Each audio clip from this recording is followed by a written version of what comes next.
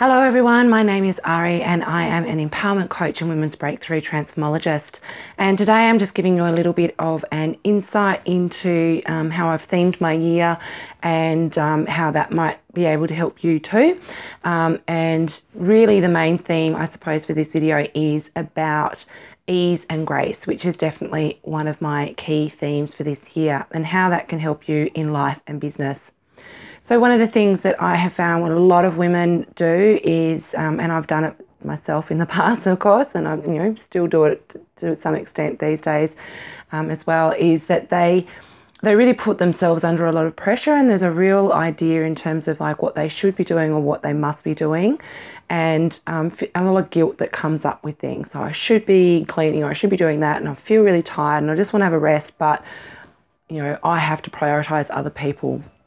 Everything has to come before me. And I really, really, really disagree with that concept. I have two gorgeous children that I absolutely love to bits, but they don't come before me. And that might be a little bit controversial for some, but they don't, because if I am not functioning as a person, then I can't give them what they need. And I want to give them absolutely the most that I can as a mother, and that means me functioning on all four cylinders. So that's why I need to put myself first, and why I believe that ease and grace is a concept that we can probably adopt across the board with a lot of things. So one of the concepts I do struggle, or have in the past struggled with as well, is the idea that if you want to do a business and you want to be successful in business, then you've got to give 110% all the time, and you've got to be hustling every day and doing something every day and working really hard and absolutely smashing things out. And I, for a long time, really struggled with the idea that I wasn't doing enough, and that obviously I wasn't going to be successful in my business because I wasn't willing to do the hours that I saw other successful business women being prepared to do.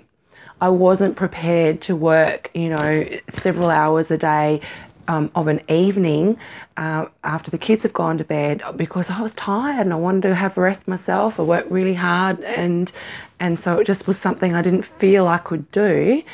And a lot of guilt came with that, of the idea of like, well, obviously I'm not serious about my business. Obviously I don't want to succeed. Obviously I'm sabotaging my own success because of not being willing enough to make these sacrifices.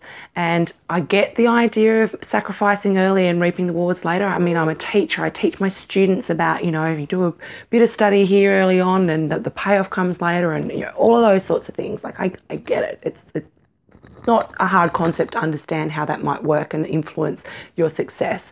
But I also think that we need to be doing things on our own terms. If you are just constantly pushing yourself to someone else's standard, then you are not going to be enjoying yourself. And at some point you're going to go, you know what, this is all just too hard and I give up. Whereas if you are doing it on your terms, on how you like to do things, and it feels manageable, then you're more likely to continue doing it. Now, that's not to say that you shouldn't push yourself out of your comfort zone, absolutely, and I do every single day, push myself just that little bit more and that little bit more out of my comfort zone so that I can make that extra effort. But I'm not willing to kind of make it painful. And so by conducting myself with ease and grace and making decisions around what feels good and what feels manageable and what feels like I'm balanced, that helps me be more successful. And so once I'd flipped that mindset around and went, you know what, I'm going to do things on my terms. My version of hustle is not someone else's version of hustle, and that's okay.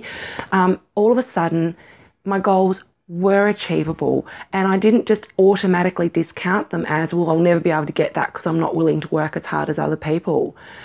I work really hard, but I work on my terms. And so that ease and grace which I conduct myself is, flows through everything else that I do. One of my other words that I have that I use as a theme through things that have sort of kept me going is strength. Strength in my physical strength, strength in my emotional strength, strength in my business, strength in my team, you know, all of those, strength in my relationships. That's a really big one for me to that as well. And so what I've also found is that by conducting myself on my terms and doing things with ease and grace, I'm actually, although I'm not having rapid growth, still pretty fast, but not as fast as what some people might want, certainly not as fast as perfectionist me would like, but I'm getting some really strong growth that's really deep, that's not going to just fall down and you know, collapse after a few weeks. So it's there, it's solid, it's got a really solid foundation as well. So I think those sorts of ideas are really important for us to integrate into the way we conduct ourselves and the way that we do our business, like on our terms, developing strength and not just rapid growth, and developing that ease and grace so that we feel like we're living our lives on our terms the way we want to, and not on someone else's terms or under this idea of what I should be doing and guilt and all that kind of stuff. And that takes me to my third theme word, which is unapologetic. And the reality is that how I do things and how I conduct my life is very different to what a lot of other people would do. And I'm sure there are people watching this right now going, but, and all the reasons why what I've just said doesn't work for them and why they disagree with it. But here's the catch. I am unapologetic about how I'm conducting myself because it is working for me, and that's all I need.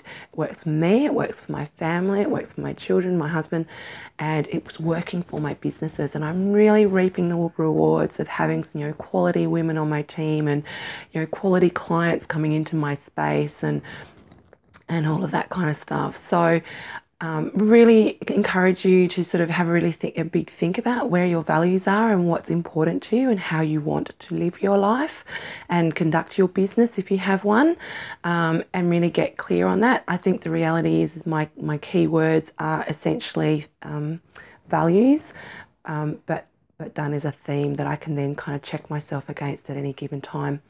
So I hope that helps you feel a little bit more confident about the decisions that you're making and why you're doing the things you're doing in the way that you're doing it. If you're not feeling comfortable and you still feel that there's some issues, then you need to go back and look at, well, what are my values and what am I trying to do? That is then where the uncertainty comes. But if you know, this is how I need to do it, this is working for me, this is really good, and it's not what everyone else does, but I'm okay with that, then be unapologetic. Know that you're growing some strength into your life and conduct yourself with that ease and grace that we all deserve. I hope you have a fabulous day. Thanks, everyone. Bye.